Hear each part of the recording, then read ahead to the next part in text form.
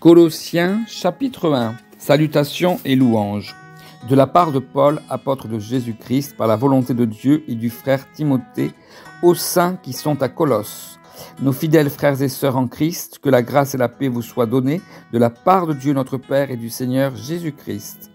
Nous disons constamment toute notre reconnaissance à Dieu, le Père de notre Seigneur Jésus-Christ, lorsque nous prions pour vous. En effet, nous avons été informés de votre foi en Jésus-Christ et de l'amour que vous avez pour tous les saints, à cause de l'espérance qui vous est réservée au ciel.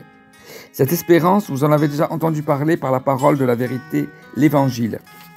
Il est parvenu jusqu'à vous, tout comme dans le monde entier, où il porte des fruits et progresse. C'est d'ailleurs aussi le cas parmi vous depuis le jour où vous avez entendu et connu la grâce de Dieu dans la vérité, suivant l'enseignement que vous avez reçu d'Épaphras, notre bien-aimé compagnon de service.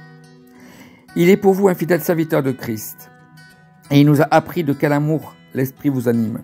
Voilà pourquoi nous aussi, depuis le jour où nous avons été informés, nous ne cessons de prier Dieu pour vous. Nous demandons que vous soyez remplis de la connaissance de sa volonté, en toute sagesse et intelligence spirituelle, pour marcher d'une manière digne du Seigneur et lui plaire entièrement. Vous aurez pour fruit toutes sortes d'œuvres bonnes, et vous progresserez dans la connaissance de Dieu. Vous serez fortifiés à tout point de vue par sa puissance glorieuse, pour être toujours et avec joie persévérants et patients.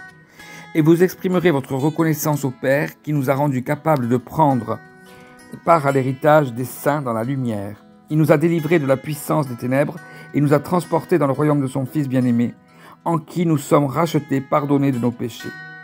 La prééminence est l'œuvre de Christ. Le Fils est l'image du Dieu invisible, le premier-né de toute la création. En effet, c'est en lui que tout a été créé dans le ciel et sur la terre, le visible et l'invisible. Trône, souveraineté, domination, autorité. Tout a été créé par lui et pour lui. Il existe avant toute chose et tout subsiste en lui. Il est la tête du corps qu'est l'Église. Il est le commencement, le premier-né d'entre les morts, afin d'être en tout le premier. En effet, Dieu a voulu que toute sa plénitude habite en lui. Il a voulu par Christ tout réconcilier avec lui-même, aussi bien ce qui est sur la terre que ce qui est dans le ciel, en faisant la paix à travers lui par son sang versé sur la croix. Et vous, qui étiez autrefois étrangers et ennemis de Dieu par vos pensées, par vos œuvres mauvaises, il vous a maintenant réconciliés par la mort de son Fils dans son corps de chair, pour vous faire paraître devant lui saint, sans défaut et sans reproche. Mais il faut que vous restiez fondés et inébranlables dans la foi, sans vous détourner de l'espérance de l'Évangile que vous avez entendu, qui a été proclamé à toute créature sous le ciel, et dont moi, Paul, je suis devenu le serviteur. Le combat de Paul pour l'Église. Je me réjouis maintenant dans mes souffrances pour vous, et je supplée dans ma vie à ceux qui manquent aux peines infligées à Christ, pour son corps, c'est-à-dire l'Église. C'est d'elle que je suis devenu le serviteur, conformément à la charge que Dieu m'a confiée pour vous. Annoncez pleinement la parole de Dieu, le mystère caché de tout temps et à toutes les générations, mais révélé maintenant à ses saints.